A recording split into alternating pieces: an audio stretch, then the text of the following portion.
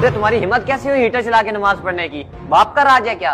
अरे बेटा, हीटर मस्जिद में नमाजियों के लिए ही होता है और मैं नमाज ही पढ़ रहा था, इसमें गुस्सा करने की कौन सी बात है? अबे बुड्ढे, ये हीटर बाजमात नमाज के लिए इस्तेमाल होता है और बिजली का खर्चा भी मैं देता हूँ, तुम्हारे अकेले पढ़ने के लिए नहीं है। बेटा तुम्हें तो पता है बाहर कितनी सर्दी है, ऊपर से पानी भी इतना ठंडा था, इसीलिए मैंने हीटर चला लिया। कौन सा मैंने इतना बड़ा गुनाह किया है?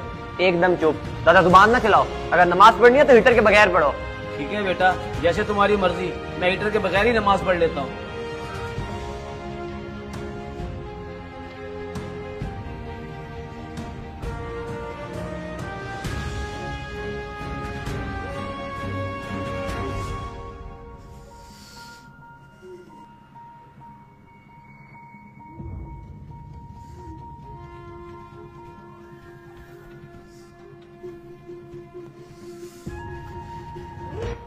अहमद, ये तुमने बाबा जी के साथ अच्छा नहीं किया।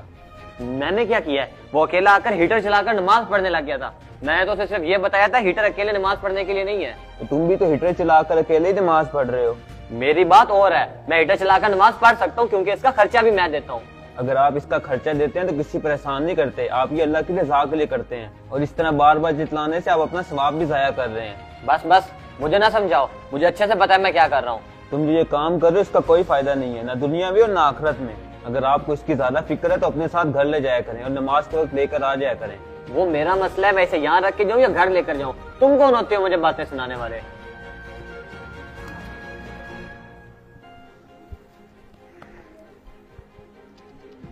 जी सर, आपने बुलाया मुझे? हाँ, मैंने तुमसे एक जरूरी बात करनी थी। तुम्हें तो पता है कि कंपनी लॉस में जा रही है, इसी वजह से हमने कंपनी के आधे वर्कर्स को निकालने का फैसला किया है और बदकिस्मती से तुम भी उसमें शामिल हो। लेकिन सर, आप ऐसा कैसे कर सकते हैं? मैं इतने सालों से यहाँ पर काम कर रहा हूँ। देखिए, इस बात का मुझे भी दुख है, लेकिन ये हमारी मजबूरी है, मैं कुछ नहीं कर सकता। ठीक है सर। आज जो सब मैंने बाबा जी के साथ किया उसी वजह से मेरे साथ भी ये हुआ, मुझे उनसे माफी मांगनी चाहिए।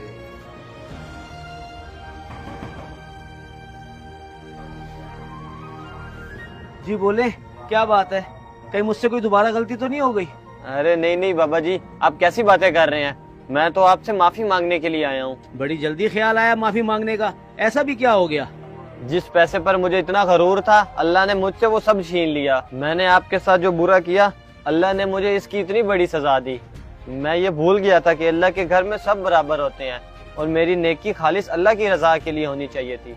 मुझे लगता है कि आपने मुझे कोई बद्दुआ दी थी जो अल्लाह ने सुन ली और मेरे साथ ये सब हो गया। अरे नहीं बेटा, मैंने बद्दुआ तो नहीं दी थी, हाँ लेकिन इतना जरूर बोला था, या अल्लाह हम गरीबों को तो वैसे ही कोई नहीं पूछता, क्या अब तेरे घर में भी ऐसा ही होगा? क्या अब तेरे घर में भी अमीरों और गरीबों में फर्क किया जाएगा? ये तेरा कैसा इंसाफ है मौला?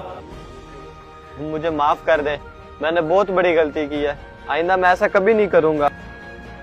मस्जिद के खर्चे में कुछ पैसे डालकर हम मस्जिद के मालिक ही बनना शुरू कर देते हैं, जबकि हम ये भूल जाते हैं कि हकीकी मालिक और राजिक अल्लाह है। अगर आपको हमारा मैसेज पसंद आया तो इसको जरूर शेयर करें। मजीद अच्छी और सबक आमोज़ वीडियोस के लिए हमारे पेज को फॉलो करें। शुक्रिया।